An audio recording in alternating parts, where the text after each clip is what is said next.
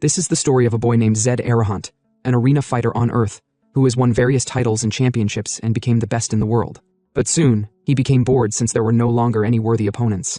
So, he started playing games to fill that empty void in him, and he ended up conquering the game, becoming a champion of 2 worlds. Just like that, a strange phenomenon occurred, and the next thing was finding himself in the game as the son of the Arahant family, one of the top magic families in the world, but he was discarded, abandoned, and sent to prison due to being incapable of using mana. If you like the story, don't forget to like, subscribe, and comment your thoughts about this recap. Let's go back 1,000 years ago during the Great Demon War, an era of chaos and doom. One day, suddenly, demon beasts crossed the front line and attacked humans, causing countless deaths and bloodshed, both races unyielding. Humans fought back for their survival, so the endless, grueling war continued. The land was stained with blood, and humans were gradually pushed back by the waves of demon beasts. But before things could end for humans, a magician appeared.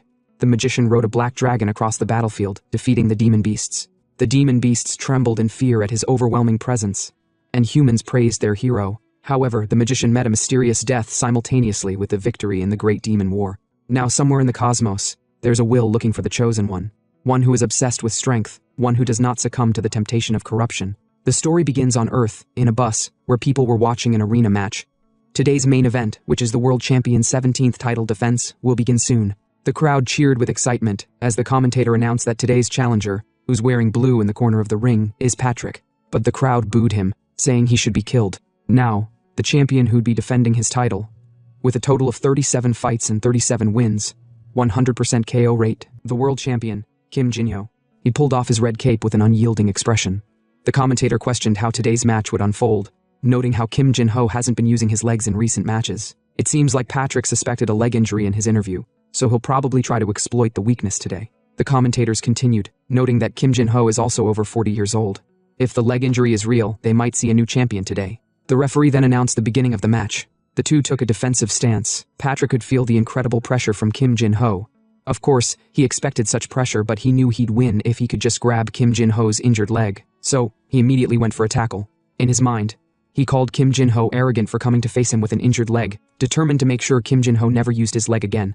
But as he was under the illusion that he had Kim Jin-ho under his grasp, bang! Kim Jin-ho took him down with his picture-perfect spinning kick. Patrick was unable to get up, and it was a shocking first-round KO. Kim Jin-ho, unimpressed, commented that such easy victories were the reason why he didn't use his legs, not because he was injured. Hours later, Kim Jin-ho got dressed and left the changing room. On his way out, his coach asked where he was going, and told him to stay for the press conference. But Kim Jin-ho told him to handle it himself. His coach told him to stay at least today because of his fans, but Kim Jin-ho was uninterested. He put on his hood and told his coach to contact him when the next fight was scheduled. The coach, stressed, told him to at least take the car since the weather was bad. But Kim Jin-ho found the situation to be good, and since there would be terrible traffic, he decided to run. He then shut the door. The coach worriedly opened the door, calling Kim Jin-ho a fool, since his house was 30 kilometers from there. But the interviewers were already in front of him. Seeing the coach, they began asking various questions. When is Kim Jin-ho going to the press conference? Was the leg injury rumor a planned fake? The coach didn't reply for a moment. He knew how Kim Jin-ho felt. Countless victories without losing a single fight. He felt sorry for Kim Jin-ho. Even he had to admit that there probably wouldn't be any worthy opponents left to entertain him. He then told the interviewers that they shouldn't believe such rumors because Kim Jin-ho just gave himself a handicap. After running 30 kilometers in the rain to his house, Kim Jin-ho arrived at his apartment drenched and with the aid of an elevator. At his door entrance were gifts, probably from fans. His house was beautiful and luxurious. He came out from the shower and immediately sat in his gaming chair, excited to play a game called Last Saber. It's a console PC game, known for its extreme difficulty that even Korean users gave up on. But Kim Jin-ho, for the past 10 years, had played every single day without missing once. Constant training and relentless honing, fighting stronger opponents, this was his life's goal. But in reality, that had faded long ago. Though he knew he wouldn't find stronger opponents in reality, in the game, he could feel it again. The feeling of being a challenger. Now he was facing the Demon Lord Izar. They fought until the Demon Lord's health was almost completely drained. Seeing this, he knew he might actually beat the Demon Lord. He urged Izar to put up more of a fight, disappointed that the Demon Lord couldn't dodge such an attack. They exchanged multiple blows, but he had no idea why the patterns were so simple today, and why his attacks were landing so well. He activated a spell with the image of a wolf and then struck the Demon King. Kim Jin-ho started the challenge, wanting to win, but now, in an ironic situation of fearing victory, he was cheering the Demon King with his mouth, telling him to hang in there while executing brilliant controls with his hands. But finally, he defeated the Demon Lord Izar, and Kim Jin-ho became a champion of 2 worlds. He threw his mouse at his PC, which broke the screen. He laid back, wondering who to fight now, or maybe he should fight a bear. During his moment of lamenting, the sky roared, thunder rumbled, and then struck through his window. For a moment, everything went dark. He felt dizzy, and his whole body felt so hot. He heard a voice, someone calling him number 218. He opened his eyes and it was raining. He wondered when he had come outside. He heard voices saying they should break out and escape together. He opened his eyes slightly, hearing screams everywhere. Someone placed his hands on his shoulder and told Kim Jin-ho that he had been calling him all day. What was he doing? He told him they didn't have time to stand around. They needed to get out of there right now. Kim Jin-ho asked the guy who he was. He saw the number 172 on the guy's clothes. He questioned where they were. In front of him were people running toward the gate, and above it was a flag. He didn't know what was happening, but he noticed the symbol on the flag. He wondered where he had seen the symbol before. The guy told Kim Jin-ho to wake up. Did he plan to rot there forever? This might be their last chance to escape this wretched carry-on. Upon hearing carry-on, he was surprised and questioned if this place was really carry-on. The guy told Kim Jin-ho there's no time to dawdle, then grabbed him by the collar and told him they should move now. Kim Jin-ho stood surprised. He couldn't believe his eyes and he wondered if he's dreaming. But seeing the people running, the screams and thunder rumbling, the echoes as they tried pulling the gate, from such sensations, he knew there's no way this is a dream. If that's the case, he wondered if he had perhaps somehow entered the game he was playing. He entered as a prisoner, no less. He started running while being dragged by the guy. Everything going on seems like a mystery to him, but first, he decided to get out of here. He stopped, then told the guy to wait a second. The guy called him a lunatic and told him to stop messing around. But Kim Jin-ho told him what's going on seemed strange because if this is truly carry-on, such an escape shouldn't be happening, it's way too unreal. The guy told him it's because Director Clark isn't here, he rushed out earlier, that's why now's their chance. So he told Kim Jin-ho to get a grip and hurry. Kim Jin-ho grabbed the guy by his neck collar and turned back to the prison. The guy screamed, called Kim Jin-ho a maniac, and asked, what is he doing? While running back, Jin-ho said to himself that if truly Director Clark isn't around, then the whole situation makes sense. But still, his MC's instincts are screaming at him. He should not, under any circumstances, step beyond the gate. The guy struggled for Jin-ho to leave him. At the same time, the gate opened. The prisoners were happy since they're now free, so they all charged out, filled with hope of escaping the damned place. The guy told Jin-ho to leave him since he had to get out too. Those at the gate smiled and laughed with joy, but that joy became a nightmare. One of their hands was cut off by Director Clark. With a grin, he told his men to kill all those pathetic worms. As the guy struggled, Jin-ho told him it's a trap so he should shut up and run. The massacre at the gate began. Other escapees turned back to go back to the prison, running for their lives. And so things finally calmed down. As the rain fell, the ground was filled with blood and corpses. Clark then told his men to round up the remaining escapees. Now, the remaining prisoners were brought out to a corner and were told to stand up straight and don't move. As the blonde-haired guy stood, he saw the corpses on the ground. He couldn't hold in his disgust, so he ended up throwing up. One of the guards approached him, grabbed his head and kicked his leg while telling him not to move, just like he said earlier. He then told them all that from now on, anyone who moves will be cut down on the spot. Kim Jin-ho stood, said to himself that they're really ruthless even towards children. At this rate, another massacre could break out at any moment. If that happens, he'll have no choice but to fight. Clark approached Jin-ho and told him that it looks like he got lucky, or rather, he was just too cowardly to even run away. Such is expected since all them mages are nothing but cowards, so calling them his rivals is an insult. He grinned, his face close to Jin-ho's face, called him Arahan, and told Jin-ho he'd regret surviving today, so he'll be looking forward to it. He then left. Jin-ho stood, looking at his reflection on the water on the ground. He was surprised that Clark just called him Arahan. 1 week into Jin-ho's life at the labor camp, he dropped a stone on a pile of stones. There's only one daily routine at the camp, which was stacking stone towers, a meaningless task designed solely to torment the prisoners. After spending a few days in his current body, Jin-ho had discovered a few things. First, his body is far too fragile. Just leaving a single stone leaves him grasping for breath. His age is roughly 15. Another thing is that he's a magic user. He tried secretly casting a spell at night, but it was a complete failure. Jin-ho found the situation not to make sense for an Arahan not being able to use magic. The Arahan family is one of the greatest mage bloodlines, so he found it unsettling for him to be incapable of using magic. He wondered if that's the reason why he was discarded at the camp, but knowing the Arahan family, such a thing doesn't surprise him in the least. The guard interrupted his thoughts. He told Jin-ho to now move the stone tower to the other side, while sitting with his legs crossed and a sword in his hand. As Jin-ho raised his stone, in front of him was a system panel. He was informed that the synchronization is in progress, and due to excessive data, synchronization is delayed, currently at 78% progress. At this rate, he wondered when will it ever synchronize finish.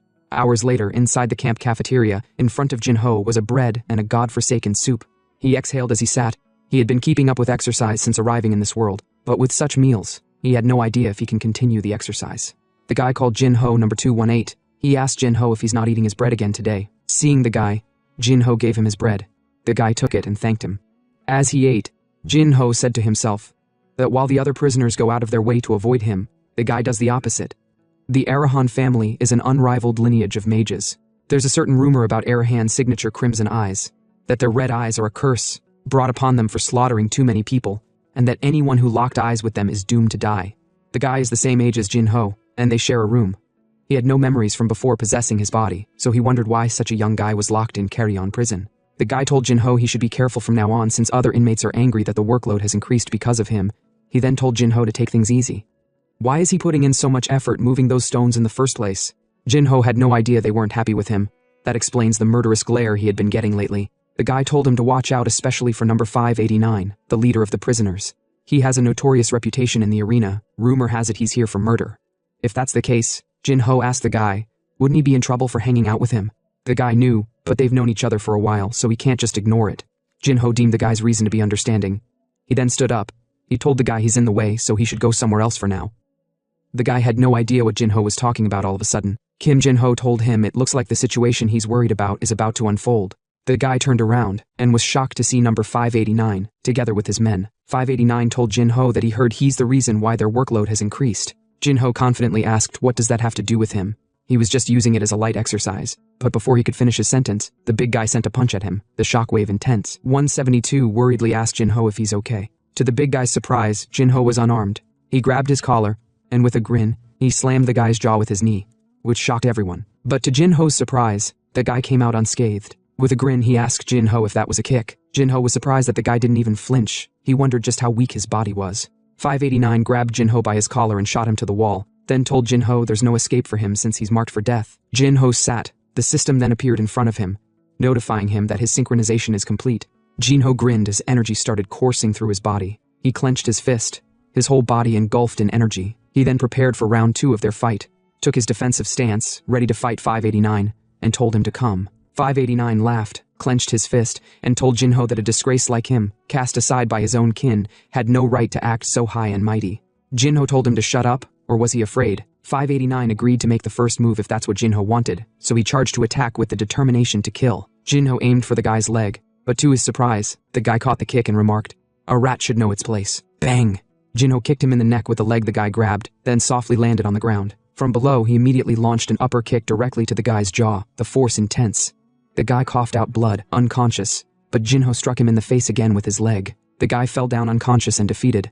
Jinho commented, saying, "This is exactly why I didn't want to use my legs." 589's underlings angrily charged to kill Jinho, determined to make sure he died screaming. Jinho walked toward 589, then stepped on him and grabbed his hand. He told the angry mobs not to move. If they took another step, they'd be feeding the guy for life, so they should go call the guards if they didn't want that to happen. The mobs didn't move, prompting Jinho to press harder. He told them not to think he was bluffing, or should he snap off an arm to prove it, if they were doubting him. One of them immediately ran out to call the guards, while the rest went to carry their leader. Sometime later, 172 excitedly asked Jinho when he learned to fight. It was really incredible, but he paused, and then asked Jinho if he had always been this tall. He thought they were both the same height. Jinho sat down and told him he should try lifting stones too, prompting 172 to ask if he got taller by lifting stones.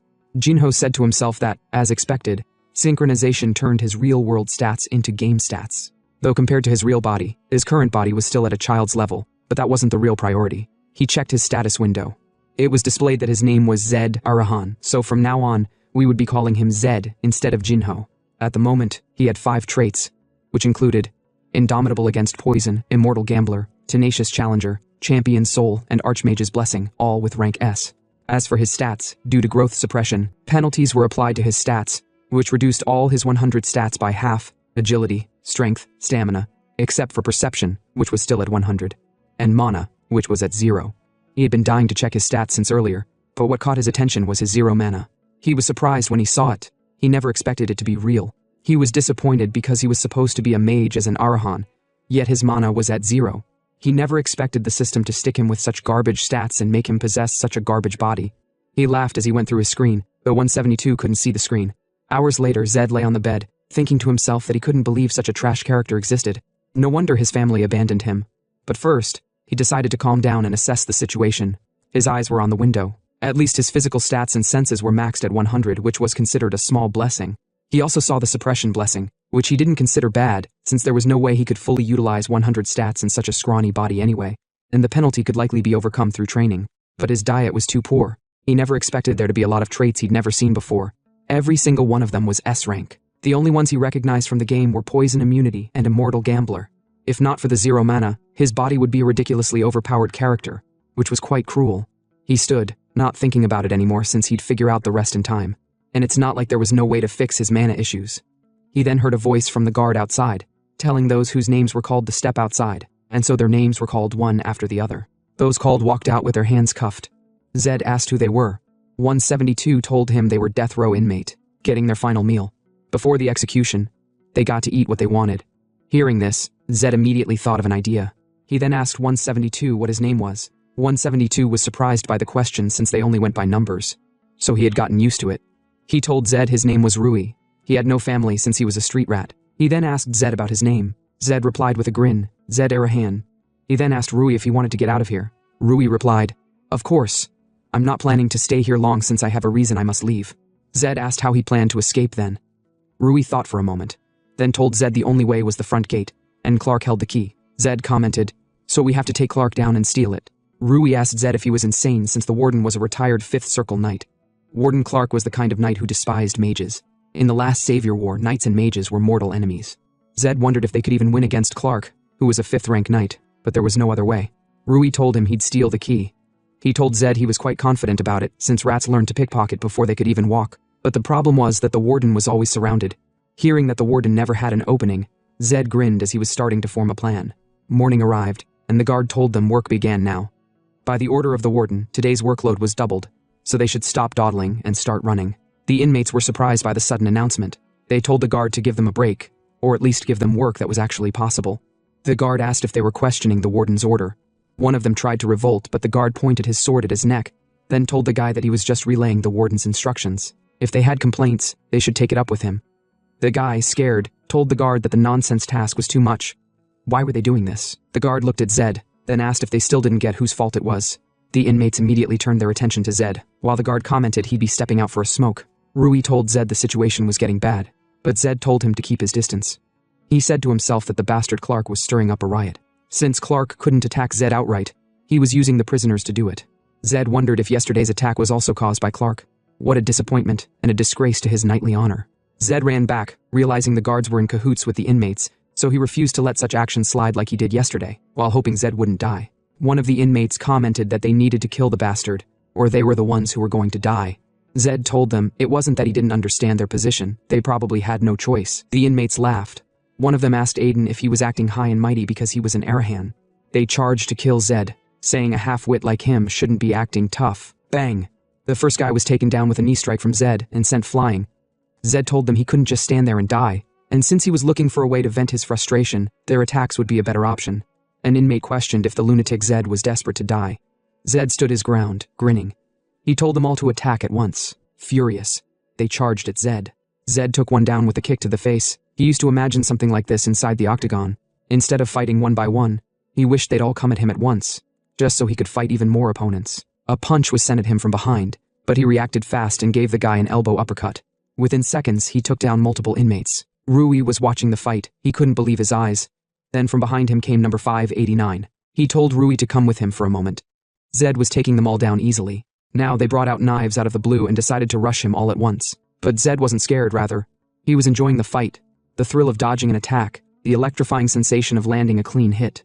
It was the feeling that got him addicted to martial arts. As he fought them, he craved for more thrill. But his moment was interrupted when a guy told him he should stop struggling and die quietly since his friend was being held captive by their boss. Zed grinned. They dared threaten him. He then told those pieces of trash that they just made a huge mistake. Rui struggled as the guy held him tightly. With a knife in his hand, the guy told Zed to feel honored that he's facing him. Someone like him who's nothing less than a 2nd Circle knight. A mere arahant without mana, so the only thing waiting for him is death. He then jumped at Zed to attack, but Zed dodged it. The guy was surprised. He wondered if Zed just vanished all of a sudden, not knowing where he escaped to, but to his surprise, Zed had already taken down their boss and freed Rui. Surprised, the guy asked Zed what he had just done, since it's known that he can't use magic. Zed told him it wasn't magic, and then performed a technique, arriving in front of the guy and kicking him straight in the neck, knocking him down. Now behind him was Clark and some guards. Clark told Zed to explain himself, but Rui told Clark that Zed is the victim. Those guys attacked him first and tried to kill him, so knocking them down was self-defense. Clark looked at them sternly. In his thoughts, he called them idiots. He then asked Zed if he unlocked his mana. Zed replied, Who knows? The rude reply immediately got Clark angry, which made him release an overwhelming pressure. The pressure pressed everyone down to their knees, some flat on the ground, struggling to breathe due to the pressure. Zed's body was surrounded with an invisible circle. He realized that the director's pressure wasn't affecting him since a civilian wouldn't be able to withstand the presence of a fifth circle knight. He had no idea how it was possible. He then got a message that his S-rank trait, Noble of Soul Champion, resists the suppression. He was surprised to see a new trait. He grinned slightly, since the trait is resistant to mental attacks, which made it a completely overwhelming ability. Well, considering that he reached the top in his world, there's no reason for a fifth circle knight to intimidate him, so the game knows what it's doing. Clark was surprised to see Zed standing there like the pressure was nothing, without even releasing mana, a nobody like him. He inhaled deeply, then increased the pressure. The pressure shattered the ground, leaving the inmates struggling for their lives, but Zed was unharmed since his ability was resisting the suppression, which made him grin slightly with satisfaction at the skill's usefulness. Clark had no idea what was happening. The guard told him he should please stop since they were being affected by the pressure, so he retracted his energy. Zed smirked, saying to himself that it's a good thing it ended like this, because it would have been a disaster if Clark had angered him and drawn his sword. Clark looked at him with hidden anger in his eyes, then left, telling them all to go back to work. But Zed told him to wait, he had something to tell him. He told Clark that he's sick of stacking stones and always being on guard, waiting for the prisoners to attack him, so he has decided to let himself die. Rui asked Zed what he meant by that. Zed replied with a grin, saying he chose to be a death row inmate. Clark told him he wouldn't tolerate him, even if it's a momentary whim. Zed asked Clark if he's afraid to take it back or does he want to record it in a crystal sphere. Clark grinned and told Zed there's no better proof than that. He then told the jailer to quickly bring a crystal. Zed was amazed to see them excited about him wanting to die. He cursed and added that he'd heard before the last meal. One can ask for anything they want, so he'll also decide his menu now. He then told Clark that he wanted his last meal to be birdie beefsteak, and he should make sure there's enough to eat until he bursts. Hearing his request, everyone's eyes widened in shock. The jailer told him he's insane. Does he even know how much birdie beef costs to give to a death row inmate? Zed knew about the birdie beef. It comes from free-range cattle raised in the Birdie Plains, located in the southern part of the empire. It is the highest quality beef. In Last Saber, it is one of the most exclusive dishes. It is said to be so delicious that it restores lost energy. Some in-game descriptions even mention characters feeling like they could win their next battle after eating it. He had an important fight coming up, so he might as well take advantage while he can. Besides, he had always wanted to see if it's really as good as they say. Zed told Clark that birdie beef in exchange for his life should be a fair deal, and just so he's clear, he only accepts S-grade quality beef, and he'll cancel the whole deal if he tries to cheat. Rui was surprised. Zed then told Clark that Rui is coming with him, so he should prepare enough food for two. Rui had no idea why his name was being involved. Clark agreed, then told his men to get the birdie beef, which surprised the guards. Zed told the guards to come on. They're about to execute an Arahant, so the birdie beef is the least they can do for him. Rui, surprised, asked if his opinion doesn't matter. They just decided his death like that? Sometime later, in the cell, Zed said to himself that birdie beef is so rare that acquiring it takes at least a week. During the wait, he won't have to go out and work. While receiving food from the guards, he devoted himself entirely to training. Rui asked Zed that he doesn't get why he keeps working out if he's going to die soon, but Zed didn't reply, focused on his exercise. Zed, while sweating, said to himself that Last Saber has a special system. That is, if a stat reaches its maximum value, which is 100%, the experience gain transfers to another stat. And since all his stats are maxed out except for mana, all the experience he earns has no choice but to increase only mana. The guard then called them both to step out. Zed smiled, since the time for his mission had finally come, while Rui was worried since his life was ending too. Now in front of them was the birdie beef. Rui took a bite, and he was so happy. He commented, saying he had never tasted anything this delicious in his entire life. Zed told him not to forget that all the beef is thanks to him. By the way, Zed said to himself that beyond the taste, the effect was still incredible. His penalties were partially reduced, and he felt like all the experience that had been blocked until now was suddenly flowing in. Now that the old objective was complete, he decided to move on to the next. In Clark's office, the guard told Clark that the banquet had begun. Clark told him, "Good. Don't let anyone get close," then said to himself with a worried expression, what the hell happened that day? It didn't seem like Zed was resisting by force, rather it was as if it didn't affect him at all. Even though he has retired, he's still a fifth circle knight, so he deemed it impossible for a young mage, who hasn't even unlocked his mana, to withstand his aura. He knew that something wasn't right that day, so he decided to confirm it properly this time, and repay back tenfold the humiliation he suffered. Now, back to the feast room, the two finished all the beef. Rui, with his big stomach, happily said, "Now I can die without regrets." But Zed told him he can't die just yet. Zed could feel his body energy recovering with a full stomach. He could punch a bag all day. He really wanted to test the strength as soon as possible.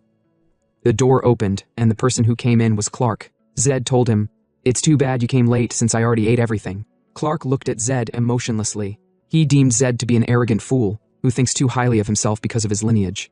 He stretched out his hand with the bracelet on his wrist and held Zed's shoulder.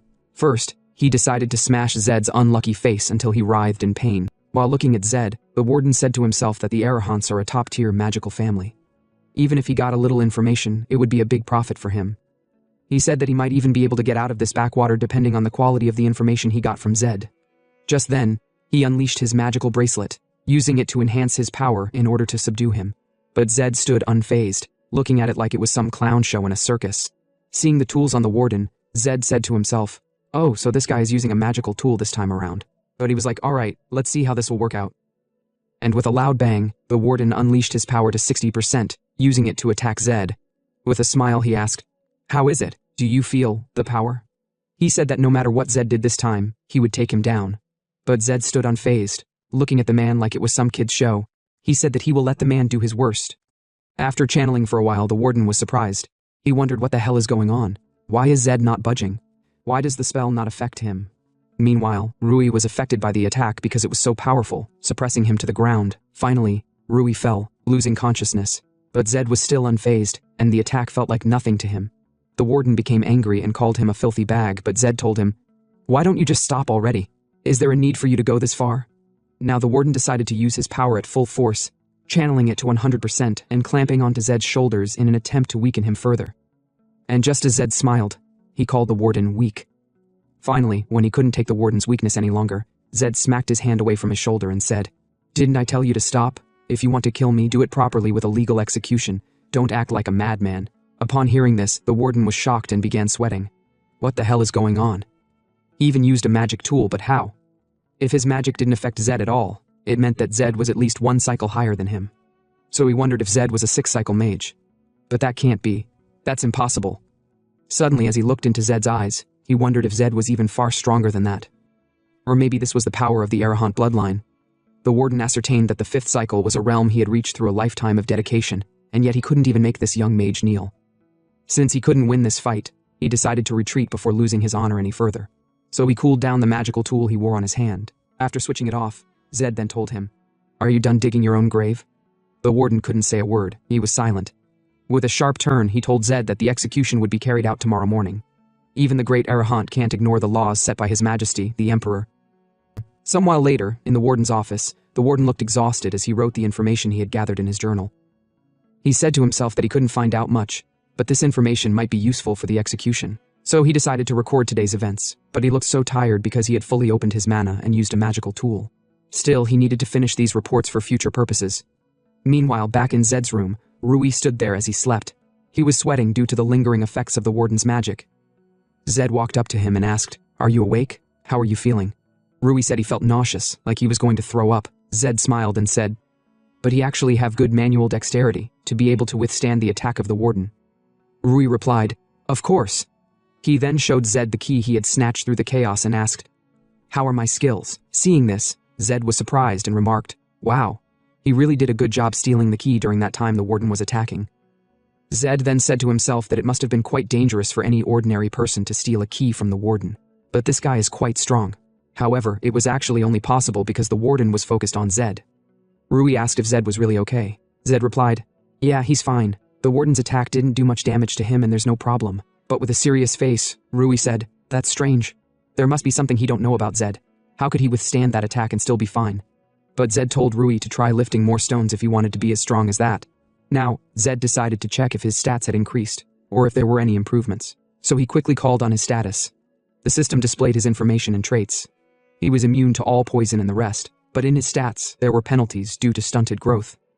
His strength, originally 100, was reduced by 50%, same for his agility and endurance. However, his senses were still at 100%, but his strength, agility, and endurance had increased by 10.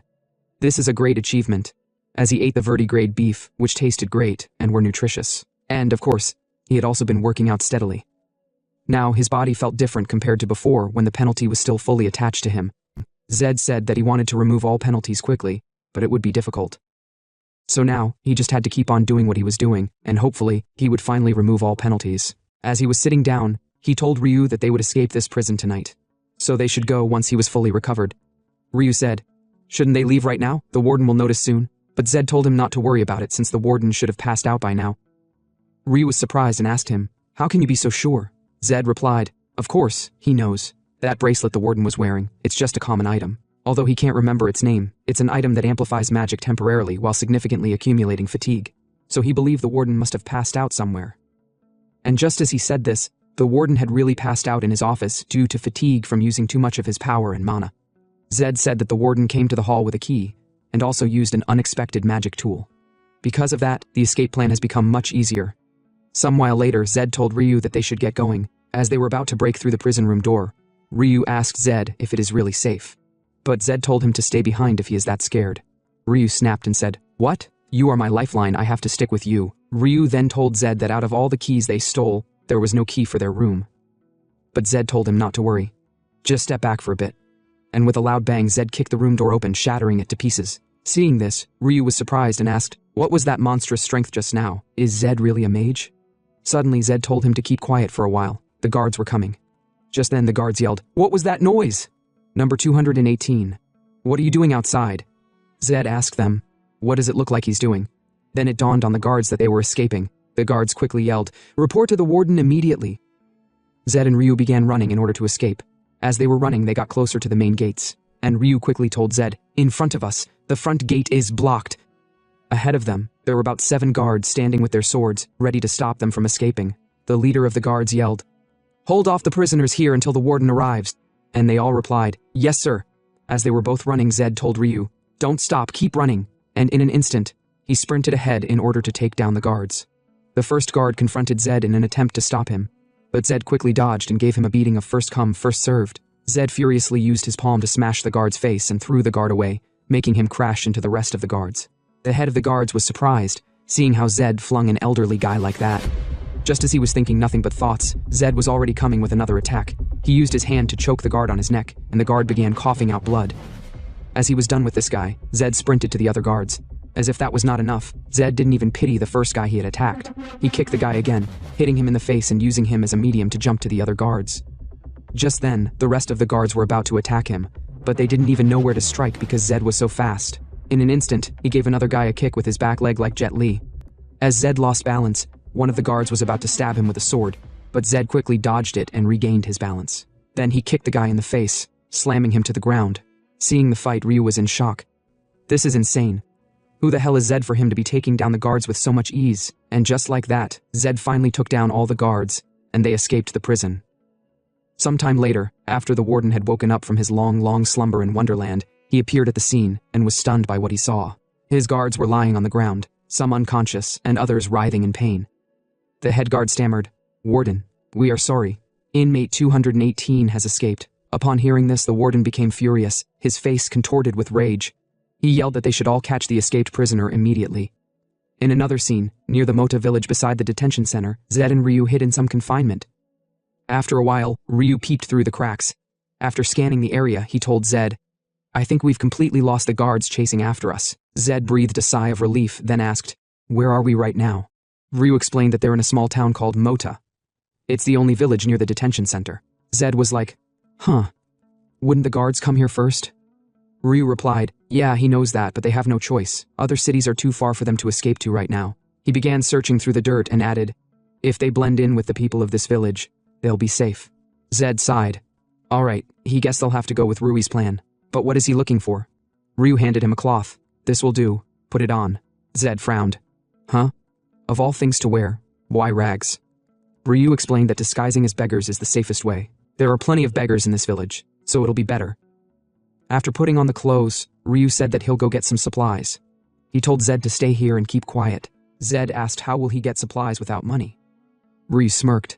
Why would he need money when he have his hands? Zed thought to himself, this kid has a different way of thinking. He's really surprising.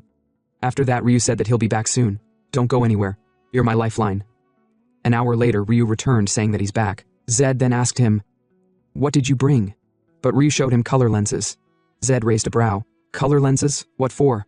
Ryu explained. Red eyes are the symbol of Arahant, so Zed need to be careful since he's from an Arahant lineage. Here in the south, blue lenses are the most popular because it's the territory of the Bahal family. Among the wannabe nobles, eye color is like an accessory. Hearing this, Zed thought to himself, Bahal. That's a very familiar name to him. His main character was Taurus Bahal, the one he played until the final ending. He had used Arahant for mages and Bahal for swordsmen. Just as their worldviews opposed each other, their eye colors were also opposites. Just then, Ryu thanked Zed for looking out for him, but Zed replied, no problem. Ryu then said that he saw a place on his way back, they should rest there for a bit. They arrived at an old wooden apartment deep in the forest. It was once a stable where cows and animals were kept, but right now, it was empty. As both of them lay on the platform, Zed thought to himself, how did his life end up like this? First he woke up in a game as a prisoner, and now he's hiding in a stable to sleep. Well, at least it's interesting. But why does Ryu keep sticking with someone like him? He was concerned, recalling when Rui had said, you are my lifeline. It was even more confusing because Ryu knew that Clark was targeting Zed, making it dangerous to stay with him. He still don't know anything about Rui. All Zed knows is that he's a pickpocket from the streets. For now, he need his help, so they should stick together. But can he really trust this boy? The next morning, after the third crow of the rooster, though I wasn't counting, but the sun was already out. As Zed woke up, he groaned, damn it. It was too dark last night, but did he really sleep in a place like this? What the hell? Ryu stretched and smirked. As a noble, I guess this place is uncomfortable for you, huh? Zed scoffed. Of course, who would like a place like this? Ryu said, well, nobody loves a place like this, but everyone compromises based on their circumstances. Zed sighed. This won't do. He need to earn some money, they have to eat at least. Ryu tilted his head. How will he make money? It's hard enough just avoiding the guards from the prison. How about he learn pickpocketing this time? Zed immediately declined. Forget pickpocketing, they should find that place he is talking about. Rui asked him where is it, and where are they heading now? Zed replied, to the arena. In another scene at the underground fight arena, two muscular men were fighting while the crowd watched. One dark-skinned man clashed heads with another, but due to their size, such a blow wouldn't cause much damage. Zed and Ryu had already arrived at the arena. Zed stood with a smirk, while Ryu looked around nervously. As Rui looked around the whole arena, he saw people rejoicing as they watched the brutal fights. He was trembling, so he said that they came to the wrong place. But Zed said no, they were exactly where they needed to be. Just then the dark guy bit the other guy on the arm. Even though this was just a fist fight, I guess he was trying to use all he could to win.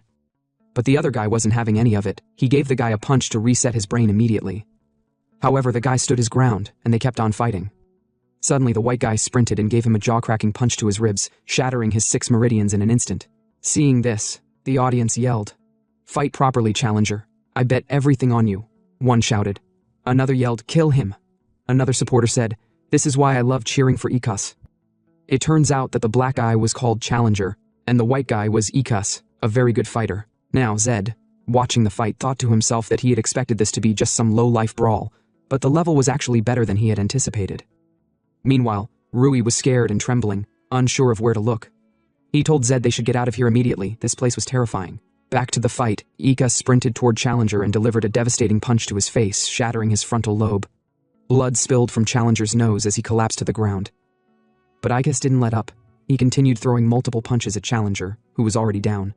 Seeing this, Rui called out to Zed, asking if he had just seen what happened. "Killing someone here is nothing to them," he exclaimed. "It's not even certain they can win any fight here." But as Rui spoke, he suddenly felt as if he was talking to himself. He looked beside him, and saw that Zed had already disappeared. Suddenly, the entire crowd fell silent, their eyes wide with surprise and awe. They were looking at the stage, not because of Ikas beating Challenger to death, but because Zed had climbed onto the stage. Zed grabbed Ika's hand and firmly told him to stop. "The Challenger is already unconscious. Can't you see that? There's no need to go any further by killing him." Seeing Zed on stage, Rui yelled in shock. "What the hell? Why the hell is he climbing up there? Is he insane?" But Zed wasn't bothered. He turned to the referee. "Aren't you the referee? Did someone bribe you? The match is already decided. Why is he still letting it continue? Does someone have to die before he stopped the match?" At that moment, Ikas became furious. He was enraged that Zed had stopped him from killing the other guy. He glared at Zed and asked, "What the hell are you?" But then, Ikas hesitated. If this little boy turned out to be a noble, things could get messy. Zed smirked. "Isn't it obvious just by looking?" The whole crowd gasped. They thought they were in deep trouble, perhaps they had attacked a noble. But Zed chuckled. "I'm just a street rat, just another beggar from the slums." The entire crowd erupted in disbelief. What the hell, that bastard is really just a filthy beggar? Damn it. They thought he was from noble land. They got scared for nothing. Zed said that they're all so noisy. He then assured them that he'll take responsibility. since all he have to do is fight the huge guy, then he'll do it. With a confident smile, he added, "They should look forward to it. It'll show them something fun." But Rui quickly yelled, "Zed, what the hell are you doing? How many times do I have to tell you? Icus is the strongest one here. Even if by some miracle, he had a 1 in 1,000 chance of winning. Even if all the gods in the world and the goddess of luck were on Zed's side, this fight is impossible to win." But Zed was like, "Shut up and bet everything you have on me." Rui yelled and asked if Zed was even listening. Was he seriously doing this? He told Zed to get down from the stage immediately before it was too late. Now, with a serious tone, Zed told Rui that after this, they should go and eat some meat. Just then, the referee announced that the match was starting, and Zed stood facing Icus, the strongest fighter in the arena. Seeing the little boy, Icus said that if a beggar was going to go crazy, he should at least do it with some dignity. But now, analyzing Zed's body, he said to himself that it was interesting. This little boy looked like he was barely 15, but those eyes. His breathing was steady and completely controlled. But the most unusual thing was his stance. It was completely different from the others. It is both threatening and stable. He wondered, what was this feeling he was having right now? Was he nervous against this damn beggar? He yelled, "No, it's impossible for him to be nervous against this worthless kid." With anger, he sprinted towards Zed with all his might, hoping he would take him down with a single punch. And just as he was about to land the punch, Zed gave him a punch to the face that sent him flying.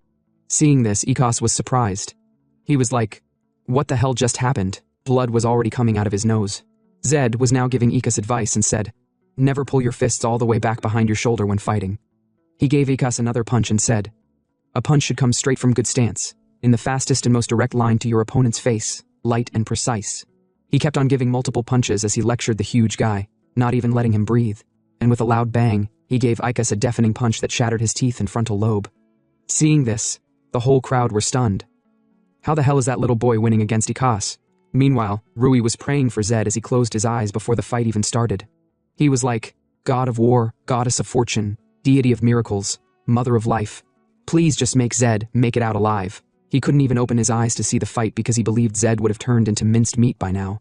But suddenly, he heard the crowd murmuring, and they were yelling that Icus was losing. He decided to peep to see what was going on. As he began opening his eyes gradually, just then, he could see that Zed was already beating the huge guy black and blue.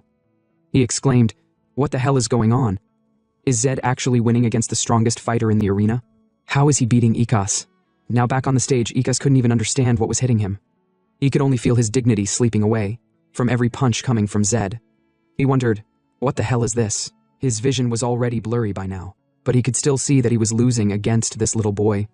In anger, he tried to throw a punch, but Zed dodged it, and Zed was like, does he really think those pathetic punches could hit him? He gave Icus another punch to the jaw, and blood came pouring out. The audience began yelling, "No way!" They yelled that Icus should get his head straight. How is he losing to this little boy? And with a loud bang, Zed gave Icus a finishing punch that sent him flying to the ground. With this final punch, there was no doubt that Icus would definitely enter a coma. As Icus lay on the ground, lifeless but still breathing, the whole arena went silent. No one could believe what happened. Even the referee was stunned. Zed then turned to the referee and said, "What are you doing? Should I go all out too by killing Icus? Shouldn't you announce the victor at this point?" But just then, the referee looked at a figure amongst the crowd. He waited for a signal on what to do next. After the figure signaled the referee to go on, the ref finally declared Zed as the winner. Meanwhile, Zed just laughed inwardly and said, "The fight ended before he even had the time to warm up. Maybe he should have held back even more." Sometime later after the fight and everything ended, Zed got the money he won from the bet. Since it was only Rui who bet on him and no one else because they thought he would lose. But the pay was so small. Zed asked the cashier, "Are you kidding me? The payout was 62 times, so why is this all he got? It's too small for the amount he was expecting from the bet." He asked the cashier if she was scamming him just because he looked young. Did she think he couldn't do basic math? The cashier replied, "That's impossible." She gave him the exact amount. Zed remarked, "There's no way it's this low. He was expecting more." But suddenly he called out to Rui and asked him. However, Rui was already sweating. Zed then asked Rui how much he had bet, because if he had bet higher, the payout would have been higher. He thought he had told Rui to bet everything he had on him, but it seemed like Rui had only bet 1 gold coin. That was why the payout wasn't much. Rui stammered and said, "I told you I hate gambling." He had to save something for their dinner tonight. He wasn't sure Zed would win, so he couldn't gamble all the money. Just then, a lady walked up to them as they were having their little argument. She greeted them with a smile and said, "Hello there." She came with bodyguards as huge as buffaloes. Don't get me wrong, I mean, they have the power to turn to buffaloes. She smiled and asked Zed, "Can we have a little chat?" Seeing her, Zed said to himself, "This must be the lady the referee from earlier was looking at." He then asked her, "Who are you supposed to be?" With a smile, she said, "Oh, he don't recognize her? That must mean this is his first time here." She introduced herself. "I'm the manager of this arena. My name is Henna." She said she would like to speak with him, if he could spare some time. But Zed quickly said he's not interested, and began walking away. As they were walking, Rui thought to himself, "So that is Henna, one of the most powerful people in this village." But as they were leaving, the two bodyguards confronted Zed, blocking his path. Zed looked up at them. Although they were tall, he asked, "Do both of you want to end up like Ikas from the previous fight, or should he make sure they get a nice long nap for a few days?" But the two bodyguards didn't budge. They stood like dummies, not even flinching. Zed wondered if they were just that loyal to the manager or what. Just then, Henna spoke up. The fighter he defeated today, Ikas, was a champion she personally scouted from the big cities. She's sure he understand what she's trying to say. She then added, "She'll let him go for today, but they will definitely meet again. Next time, she hoped they can talk in a more comfortable setting." She said she really likes strong people like Zed. But Zed gave no reply and simply walked away. Later, they arrived at a nearby restaurant, waiting for their food to be served.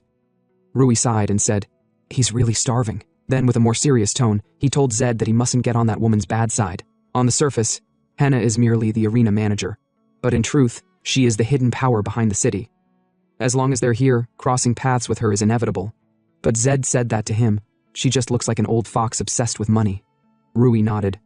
"Yes, he's right. That's actually her nickname. The old fox." Zed then said to himself, she must have approached him with ulterior motives, aiming to use him for her own gain. He continued, "It was the same when he first stepped into the world of combat sports. The moment he started making a name for himself, all sorts of management agencies came knocking on his door, or most of them saw his talent as nothing more than a tool for profit. He even got scammed multiple times. Back then, he was just a naive kid from the countryside, brimming with dreams. But then, meeting his current manager was a stroke of luck. After all, it was thanks to his manager that he became a champion. But nevertheless, he knew he was no longer that clueless country boy, easy prey for opportunists. He was a fighter who had endured countless battles and clawed his way to the top. He was known as the champion of two worlds." He then said, "So, if Henna is an old fox, or whoever she is, we shall see who the real master of the game is." Just then, the waiter approached them and said, "Their order is ready. 1 serving of beef has arrived." Seeing this, Rui exclaimed, "Wow, vertigrade beef, just like the one they had as their final meal back in prison." Just as Rui was salivating and about to eat the meat, Zed told him to hold on a second. Rui asked what was wrong, but Zed told him that this was a fake. "This is not the original vertigrade beef. The color and marbling are completely off." Rui was like, "What? How is it fake? And what the hell is marbling?" He quickly dropped his fork and remarked, "Now that I think about it, something doesn't add up. Even the warden back at the detention center needed a whole week to get his hands on vertigrade beef." Zed replied, "Yes, if it were readily available in the next city, there's no way it would have taken that long for them to get it. And besides, vertigrade beef is incredibly rare, isn't it? So there's no way they could serve such beef to this many customers." Zed continued, "This is probably a lower grade beef, likely a wagey grade beef. It's only a single tier below, but the difference is staggering. And it's not even just the fact that the beef is fake. They're selling random beef at the price of vertigrade beef, which is unfair." Rui said, "Really? But whether it's wagey grade or vertigrade, doesn't it all taste the same once it's in your mouth?" He's way too hungry to care about what type of beef it is. Zed replied, "Still, paying for vertigrade and getting a fake? That's a scam. Customers have rights. Not to mention, we're broke, remember?" Just then, the waiter approached them and said, "Excuse me." He pointed out that they had been lingering for a while. Would they mind eating quickly and leaving? The waiter added that they had only ordered 1 serving, yet were taking up space and wasting time. But Zed couldn't agree. He said that the food isn't what he ordered. He specifically asked for vertigrade beef. Shouldn't they be bringing him the real meal first before sending them out? The waiter scoffed. "Huh? Do you even know where you are? That kind of nonsense might work out on the streets, but not here." But Zed told him, "Save it." The waiter snapped. "This little punk got no fear, huh?" With a smile, Zed said, "Oh, if that's the case, should he go ahead and run his mouth as much as he want? So the rest of the customers will hear that what they've been eating isn't the real vertigrade beef." The other customers started noticing the commotion and wondered if Zed was fighting with the waiter. This would be bad for business. So the waiter told Zed to shut up and follow him immediately. Sometime later, the waiter took them to his boss, and Zed was surprised by what he saw. The boss was a very hefty man. 2 buffalo wouldn't match his size. Alongside him stood his warriors holding knives. The boss was like, "So you're the punk-ass brats causing trouble in my restaurant, right?" Zed replied, "Punk-ass?" says the guy selling counterfeit meats. The boss laughed out loud and said gotta love that cocky attitude coming from a little kid, but he should really learn how to read the room. Right now he's in the presence of danger, and he should be scared. But Zed said that he don't care about reading the room. What he do care about is how blind the boss is to the situation. Zed told him, "If you pick a fight with me, which one of us do you think will end up dead?" Hearing this, the boss snapped and ordered his fighters to attack him. Just as the hefty men were about to attack, Zed dodged the punch and struck back. He kept using the hefty men as punching bags. They were too big to throw fast punches. Another guy tried to stop him, but Zed caught his hand and swung him to the ground with a loud bang. At first, the boss was smiling, thinking his men would beat Zed to a pulp, but suddenly his expression changed when he saw that Zed had the advantage and was defeating them. A while later, Zed had already defeated all the hefty men, leaving them with bruises on their hands and bodies as they lay on the ground, yelling in pain. Rui said, "Serves you right, you bastards. Do you even know who Zed is?" He told them, "This is the guy who took down Ikas with his bare hands." Upon hearing this, the boss was like, "Damn it." He heard rumors that Ikas, the strongest fighter in the arena, got beaten by some nobody and he laughed it off. So it was true that this little guy defeated Ikas. Now he realized that Zed was not just some weakling. He then said, "All right, what do you want from me?" Zed replied, "Now we are speaking the same language." All he asked for was fair compensation, and since he's a reasonable man after all, he wouldn't ask for much. He then said that he had two conditions. First, the boss should return the money he took from them. And second, from now on, their restaurant would cover the cost of every beef meal they eat here. At the price of vertigrade beef, of course. Hearing this, the boss was like, "Damn it. At vertigrade prices? Isn't that too much? What kind of extortionist punks are they to request that?" But finally, he complied. Sometime later, it was nighttime. Zed and Rui found a place to stay for the night. As Rui laid on the bed, he exclaimed that he had never slept on a bed this soft before. "This is absolute heaven." He then asked Zed, "By the way, that was impressive back then." As expected from a noble, he really used his customer rights well. Zed said, "Well, if the rumors spread the wrong way, the restaurant would have been done for. So that was why they accepted his conditions. For someone with no cards left to play, the negotiation table becomes hell." Rui laughed at that and said he had never seen someone's face turn that red before. Back then, the boss was very angry, but he couldn't vent his anger as he was accepting Zed's conditions. Rui then said, "Either way, thanks. We're living like kings now." But Zed told him, "Enough talk. They should get some sleep for now." Sometime later, as they were both sleeping, Rui opened his eyes and quickly sat up. He whispered Zed's name to see if he was still asleep or not. When Zed didn't reply, Rui stood up and began to leave the room. But Zed wasn't sleeping. He could sense Rui leaving the room. A few days later, in the lodge where they were staying, Rui groaned. "I'm starving. When are we eating?" Zed, busy doing push-ups, didn't immediately reply. Rui noted that Zed never stopped training, not even for a second. "Aren't mages supposed to hate sweating more than death itself?" Rui muttered. Suddenly a thought struck. "Wait, don't tell me you're working out because you have no mana?" Zed replied, "Yes." Rui was surprised. He thought Zed had mana within him all this time. But the truth was, the penalty applied to Zed was restricting his mana. As Zed checked his system status, which only he could see, he muttered to himself. No matter how many times he checked his status window each day, nothing changed. His mana refused to increase. At this point, he was starting to wonder if he was cursed. He felt it was probably because going from 0 to 1 was like creating something from nothing, and that first step was the hardest. But Zed believed that once he broke through, it would be easier. Right now, he was just clinging to hope. Zed then told Rui, "Morning training is over. They should get something to eat." Rui asked, "Where should they go today, potato salad or chicken stew?" But Zed said, "Nah, they should go for some beef. It's been a while." With glee, Rui was like, "Oh, finally, they're eating something nice today." As they walked through the streets, Zed thought to himself, they hadn't gone back to the steakhouse for 3 days. The reason was simple. Even extortion had its limits, and they didn't want to push their luck. More importantly, they had already devoured 10 servings on the first day, so money wasn't an issue. Zed then asked Rui how much gold do they have left. Rui replied, "Not much. Prices in this city are insane." Zed sighed. "All right, you understand." But in his mind he thought, "He've played this game for 10 years. There's no way he don't know the market rates in the city. For Rui to burn through 50 gold coins in just a few days, he would have to throw money away to make that happen." Zed then thought, "This guy must think I'm just some clueless noble who doesn't understand how the world works. What the hell is Rui hiding? Simple greed? Gambling addiction?" But Rui didn't seem like he was planning to betray him. So for now, Zed decided to turn a blind eye to Rui skimming off the top, but he knew he couldn't ignore it forever at least. Not until he understood why Rui was spending so much. Meanwhile, back at the restaurant, one of the fighters told the boss, "They're back." The boss, who still felt humiliated by Zed back then, clenched his fists. To think he suffered such humiliation at the hands of a mere brat. "He'll make them pay this time around," he growled. He then ordered the fighter, "Prepare the plan. They're taking him down." Sometime later, after Zed and Rui entered the restaurant, They were served a banquet of meats, steaks, and various delicacies. The waiter bowed and said, "They've prepared plenty of meats. Please enjoy to your heart's content." Seeing this, Rui was surprised. "Just how much is all this worth?"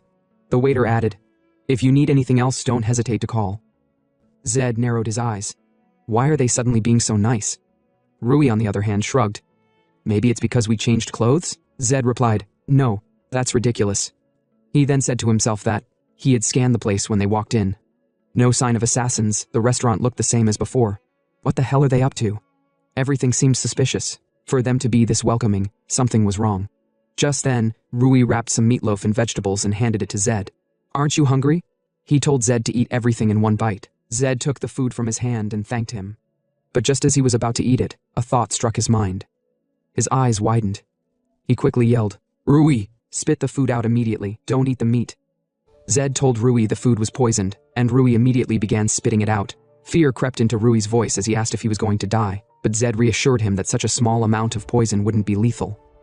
With a serious expression, Zed checked his system. So that was the boss's plan. How dare he coat the meat with poison? He muttered to himself, if he didn't have the absolute poison immunity trait, he would have been killed without anyone noticing. But thank God for this skill. All the suffering he endured to obtain this trait was worth it. Zed has almost died a few times in the process, consuming every poison in the Empire in order of rank and repeatedly using antidotes to cure himself. Rui hesitated before asking, but the food had no taste or smell. Was it really poisoned? How did he even know? Zed smirked and said, "It's because he's an arahant." Rui's eyes widened in awe. Wow, as expected, allied nobles really are on another level. But what should they do now? The boss is trying to kill them. Shouldn't they run? Zed simply smiled. Why should they run? He'll make them pay dearly. Zed then requested for the boss. Later, the boss entered the dining room, scoffing as he saw them still there. He said to himself that these extortionist punks are still hanging around.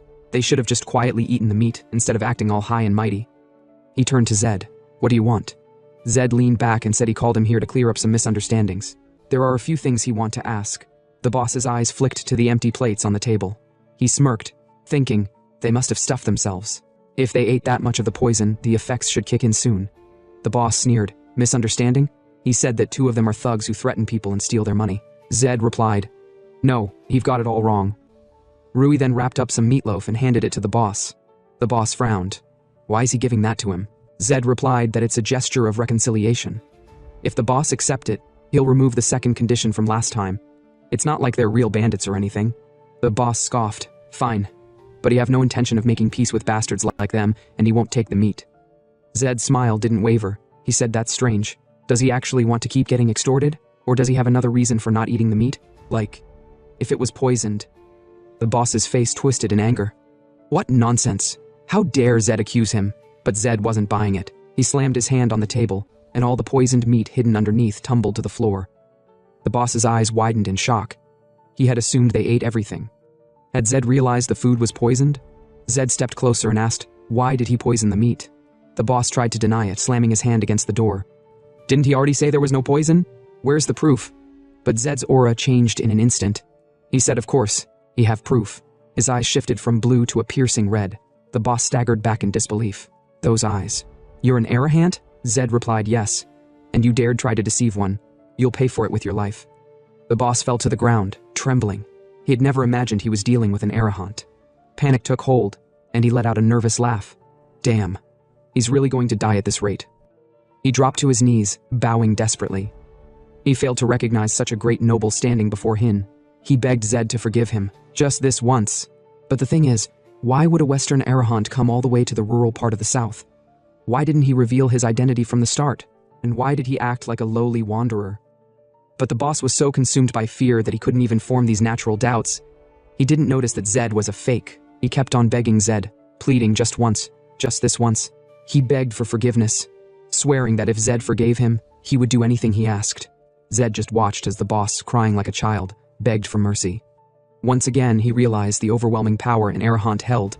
This was serious authority, and Zed told himself that he would use this power more often.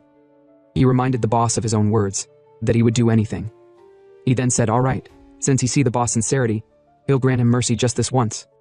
The boss fell to his knees, thanking him repeatedly, saying he would never forget this grace. Zed then gave his first order, he must never reveal his identity to anyone. Of course, the boss swore. Until the nails are hammered into his coffin, even in the afterlife, he won't breathe a word about Zed's true identity. Zed nodded, then gave his second demand. He told the boss to hand over half of his wealth, and he'll pretend today never happened. The boss quickly agreed. Understood. He'll give Zed half of his wealth right now. He rushed off, thinking to himself that he needed to hand over the money as fast as possible before Zed changed his mind and killed him. Rui, who had been watching, finally spoke. As expected of an Arahant. The power is tremendous. Zed turned to him. Once they get the money, they will leave the city tonight. Rui nodded. All right, good idea. But suddenly, a female figure walked into the room asking, where are they off to in such a hurry? They turned to see Herna, the gang leader. A sinister grin spread across her lips. Oh? We meet again, Zed. She said he turned out to be quite an impressive person. Zed's mind raced. Could it be that Herna knew he was an Arahant? Did that bastard boss reveal his identity in such a short time? No, that should be impossible. The boss was genuinely terrified and had sworn an oath of secrecy. The only place Herna could have learned the truth was the prison they had just escaped from. If the boss found out he was just a fake Arahant, Zed would lose the money. He needed to change locations immediately. He looked at Herna and said they should talk privately. She replied, all right. A while later, they sat in a secluded restaurant. Zed leaned forward and asked her why she came. Does she have business with him? Herna chuckled. Oh, it seems like he's misunderstanding something. It's not that she don't have business with him, but today, she's here to meet her client. Zed was surprised. He turned to Rui, who looked downcast. Rui finally admitted that he's the client. He apologized, saying that he didn't mean to hide it, but he had no choice. Herna leaned back and told him that she've looked into what Rui requested, but she'll need more money. Rui snapped. What? That wasn't the deal. Does she know how much he already paid her? She smirked. The amount he paid barely covers her daily meal expenses. She remarked that finding a missing sibling isn't an easy task. Rui trembled, tears welling in his eyes. How could this be? This was his last hope. Zed sighed, finally understanding why Rui had been sneaking out at midnight. So, he had been looking for his missing sibling all along. Zed turned to Herna and said they should make a deal. Herna raised an eyebrow. Oh, a deal? Zed nodded. You said you also had business with me. Tie Rui's request to your request. Herna smirked. Oh, so if she grant Rui's request, Zed will accept hers as well? She nodded. Sounds good. As for her request, she told Zed to fight Ikas one more time, that's all. Rui's eyes widened. Zed, this is obviously a trap. Don't go back to fight Ikas. They must have set something up. But Zed simply said, fine, he'll accept the rematch. In return, she must proceed with Rui's request, without asking for any more money. Herna laughed. Of course. She always keep her promises. Sometime later, after collecting half of the boss's wealth, Zed and Rui were heading back to their lodgings. As they walked, Zed noticed Rui looking downcast. He asked Rui, what's wrong? They just made a lot of money. Shouldn't he be happy? Rui hesitated, then said that he's sorry. He never intended to deceive Zed from the start. Zed smirked. He knew about it from the beginning. Upon hearing this, Rui was shocked. He knew all this time? Zed nodded. But he only found out today that Rui went to Herna, though. Rui then asked, why did he pretend like he didn't know? Aiden replied, it's because he didn't care. He figured the help Rui gave him was worth at least that much. But from now on, he told Rui not to hide anything from him. The worst thing in this world is repaying trust with betrayal. No matter how rough his background is, don't live like trash. Rui clenched his fists and said, he understand, he'll remember that. Rui then told Zed not to fight Ikas, it's a trap. They should just take the money and run as planned. Zed turned to him and asked, what about his sibling? Rui replied that woman is going to stab them in the back again. She won't keep her promise. Although Rui wasn't foolish enough to be scammed by someone like Herna, his desperation had still led him to her. And Herna was the kind of person who preyed on desperate people. Zed sighed and said, he was originally planning to leave the city, but he changed his mind. Rui's eyes widened. Wait, is he really going for the rematch? Zed nodded.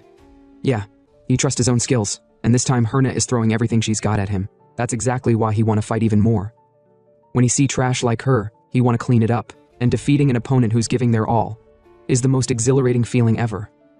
Meanwhile, back at the Carrion Detention Center, chaos erupted. Soldiers and guards were running in all directions. The head of the guards approached the warden and told him that all personnel have been assembled. The warden nodded grimly. Good. They should move out immediately, starting with the vanguard. He slammed his hand on the table, eyes burning with rage. Those bastards. They were right under his noses all along. This time he will make sure to put an end to them. Especially Zed Arahant.